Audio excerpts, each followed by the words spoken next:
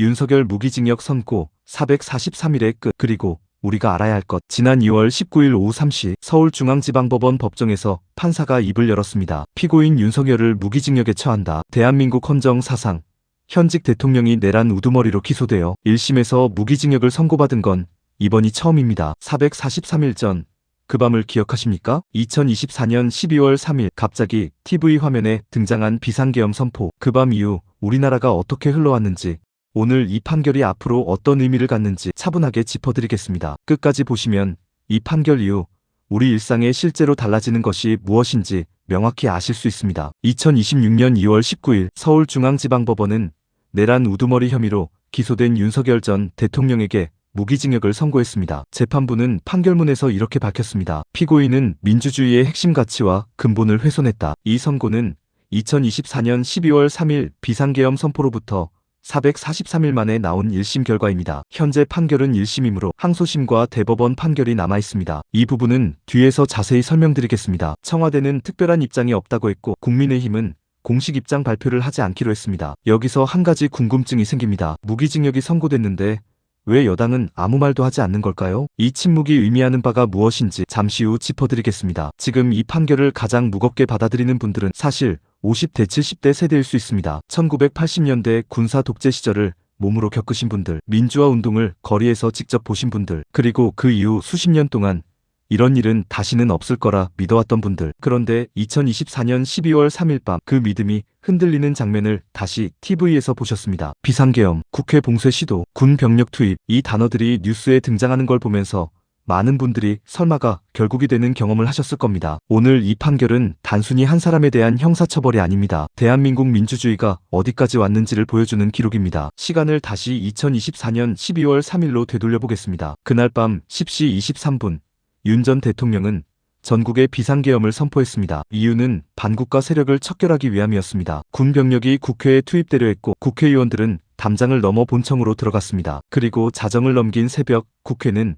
재적의원 과반수의 찬성으로 계엄 해제를 의결했습니다. 헌법이 작동한 순간이었습니다. 이후 윤 전 대통령은 탄핵소추안이 가결되며 직무정지 상태가 됐고 검찰과 공수처 수사가 병행되며 내란 우두머리 혐의로 기소되기에 이릅니다. 그리고 443일이 지난 2026년 2월 19일 1심 선고가 내려진 것입니다. 궁금증. 그렇다면 무기징역이란 형량, 대한민국 사법 역사에서 전직 대통령에게 내려진 것은 이번이 처음일까요? 그리고 이 형량이 최종 확정될 가능성은 얼마나 될까요? 헌법 제77조는 비상계엄의 요건을 엄격히 규정합니다. 전시사변 또는 이에 준하는 국가 비상사태에서 병력으로서 군사상의 필요 또는 공공의 안녕질서를 유지할 필요가 있을 때에 한해 선포할 수 있습니다. 재판부는 2024년 12월 3일 당시 이 요건이 충족되지 않았다고 판단했습니다. 형사법 전문가들은 무기징역 선고에 대해 내란죄의 최고 법정형이 사형 또는 무기징역이라는 점에서 최고 수준의 중형이 적용됐다고 분석하고 있습니다. 한편 여론조사 전문기관 한국갤럽이 2025년 초에 실시한 조사에서 응답자의 다수는 내란 혐의 수사가 법 절차에 따라 진행돼야 한다고 답했습니다. 정치 성향을 떠나 사법 절차 자체에 대한 신뢰 유지를 요구하는 민심이 반영된 결과라 할 수 있습니다. 이 판결이 우리 일상에 어떤 영향을 주는지 살펴보겠습니다. 첫째, 정치 지형의 변화입니다. 여당 국민의힘이 공식 입장을 내지 않은 것은 이례적입니다. 지지층 내부의 의견이 갈리는 상황에서 어느 쪽 발언도 정치적 부담이 되기 때문으로 분석됩니다. 대선 국면을 앞두고 각 정당은 이 판결을 어떻게 활용할지 계산 중입니다. 둘째, 경제적 불확실성입니다. 정치 혼란기에 외국인 투자자들의 관망세가 이어지고 환율과 증시에 영향을 주는 흐름은 이미 2024년 계엄 직후부터 나타났습니다. 1심 선고 이후 항소심까지 정치적 논쟁이 이어질 경우 이 불확실성은 당분간 지속될 수 있습니다. 셋째, 연금복지 정책의 공백입니다. 계엄 사태 이후 국정 공백 속에서 국민연금 개혁, 노인 의료비 지원 정책 등 시니어 세대에게